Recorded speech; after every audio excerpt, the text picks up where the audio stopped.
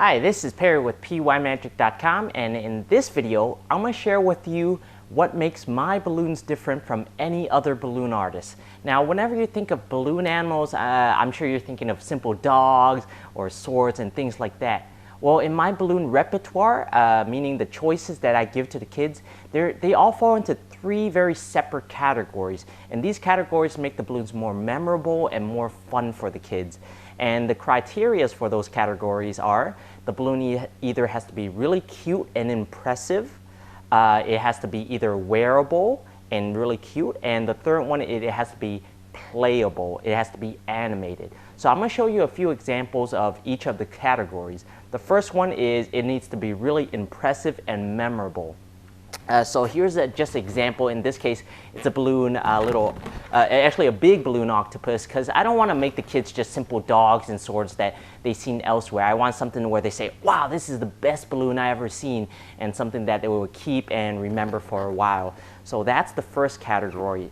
All my balloons, it has to meet this criteria. It needs to be really impressive and really cool.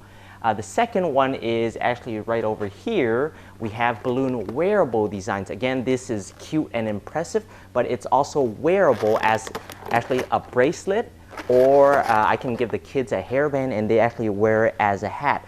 So these are just a few examples. In this case, it's a balloon fish and a balloon ladybug. Because sometimes during the parties, actually most of the time during the parties, the kids will have different activities, whether it's lunchtime or they're playing around. That way they can actually wear the balloons instead of holding them, and their hands would be free, and the parents won't have to hold on to their kids' balloons. So that's a very unique feature of it. And most of the balloons that I make can be transformed into a wearable bracelet or as a hat. And the third one is the balloon has to be playable, meaning that it has to be animated. Here is another example. In this case, it's actually a little bow and arrow.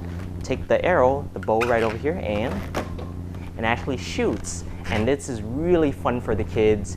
It's very animated, and they can even play music with it as well. We got one last example for you, and this one is actually one of my favorites.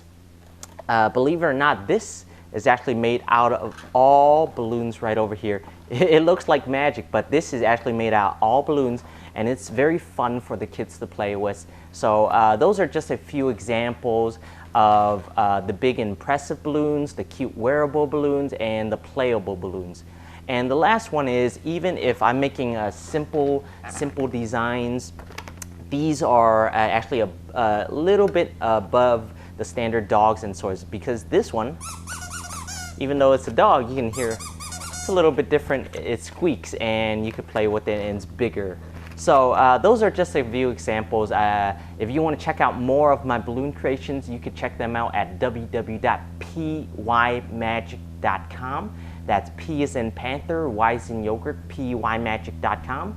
And to get in contact with me, there's also a contact form on that website. All you have to do is fill out the simple form, and I'll send you complete pricing with all the different packages that I offer.